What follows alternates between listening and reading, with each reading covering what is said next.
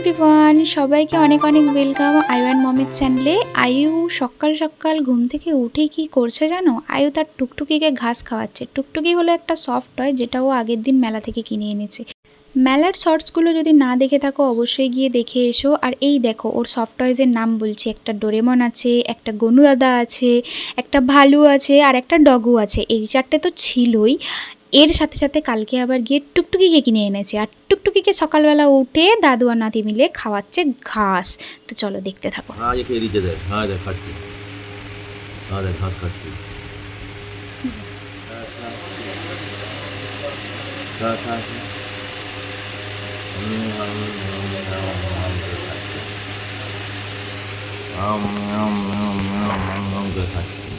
আজ যেহেতু সানডে, তো সানডের দিন আয়ুর বাবা বাড়িতেই থাকে, তাই ভাবলাম যে আজকে গিয়ে দুজনে মিলে একটু বাজার করে আসি। বহুদিন পরে দুজনে মিলে বাজার বেরোচ্ছি, তাও এত সকাল সকাল। তো চলো সবজি বাজার করতে যাচ্ছি, সবজি বাজার মাছ বাজার সমস্ত কিছু করব। আর বাজারে গিয়ে তো এত ভিড়ের মাঝখানে পুরোপুরিভাবে ভিডিও নেওয়া পসিবল হয়নি, তাই বাড়ি আসার পরেই দেখাচ্ছি কী কী নিয়ে এসেছি। আখের রস নিয়ে এসেছিলাম, প্রথমেই এসে চারজনে মিলে আখের রস খেলাম। আরও অনেক অনেক সবজি নিয়ে এসেছি, এখানে ফল রয়েছে। তো আজকে প্রথমবার আয়ুকে ন্যাসপাতি টেস্ট করাবো। আগে আয়ু আখের রস খাচ্ছে, খেয়ে নিক।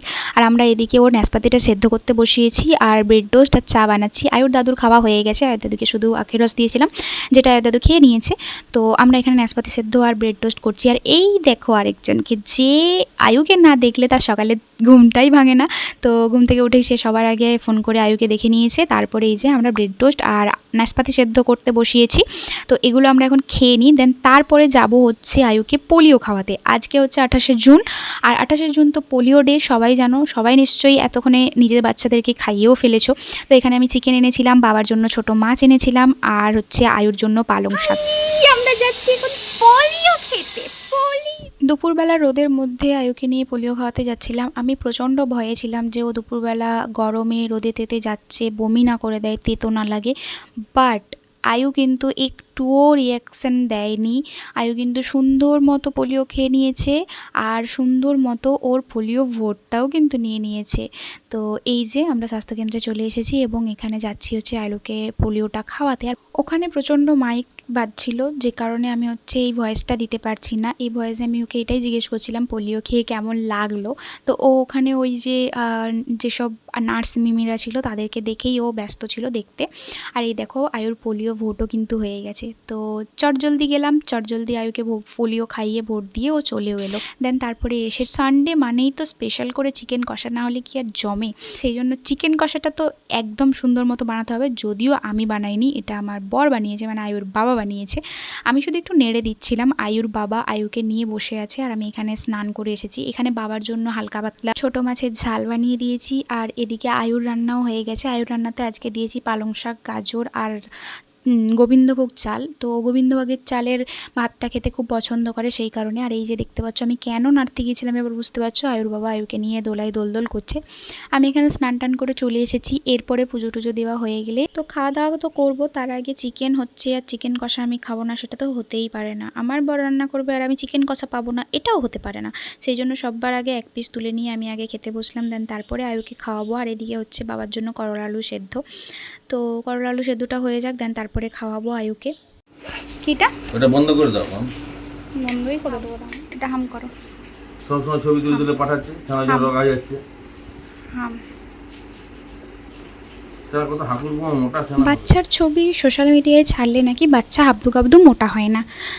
আমার একটা বক্তব্য হচ্ছে, বাচ্চাকে হাবদু গাবদু মোটা বানাতে হবেই বা কেন? বাচ্চা হেলদি আছে, সুস্থ আছে, ভালো আছে, অ্যাক্টিভ আছে, এটাই কি যথেষ্ট নয়? আমি তো মনে করি বাচ্চা অ্যাক্টিভ থাকলে, ভালো থাকলে সেটাই বাচ্চার জন্য অনেক বেস্ট। বাচ্চাকে হাবদু গাবদু মোটা বানানো বা বাচ্চার শরীর খারাপ হচ্ছে কারণ আমি সোশ্যাল মিডিয়ায় পোস্ট করছি তার জন্য, এই কথাগুলোর কোনো লজিক নেই। তাই জন্য আমি এই কথাগুলো মেনেও চলি না। তো যাই হোক, আমি বাবার ভয়েসটা দিতাম না, বাট এই ভয়েসটা বাবার যেটা দিলাম সেটা আমি প্রত্যেক দিন শুনি।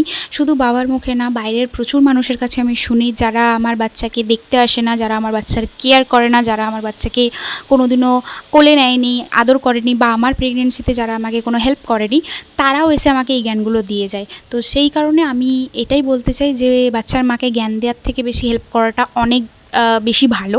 কারণ বাচ্চার মায়ের হেল্পটাই দরকার, জ্ঞানটা নয়। তো যাই হোক, চলো আমরা মেলায় চলে এসেছি। এখানে এসে আমরা আয়ুর জন্য একটা চশমা কিনেছি। আয়ুকে চশমা পরে কেমন লাগছে অবশ্যই জানিও কিন্তু, হ্যাঁ, কমেন্ট করে সববার আগে টুকুস করে জানিয়ে দাও যে আয়ুকে কেমন লাগছে। আর চলো বাড়ি গিয়ে দেখাচ্ছি তোমাদেরকে আয়ু আর কী কী কিনেছে। কী কী কিনেছি সেটা দেখতে হলে অবশ্যই আমার শর্ট ভিডিও চেক করে নিও, ডেসক্রিপশন বক্সে তোমাদের জন্য লিঙ্ক ছেড়ে রাখবো, সেটা থেকে দেখে নিও। আর জানি এই ভিডিওটা অনেক দেরিতে পোস্ট হচ্ছে, বাট কিছু মনে করো না, আমি ভীষণ ব্যস্ত আয়ুকে নিয়ে, সেই কারণে আমি ভিডিও এডিট করার একদম সময় পাইনি।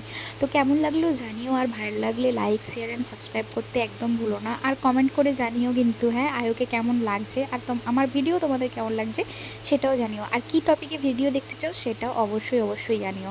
আজকের মতন এখানেই, বাই বাই।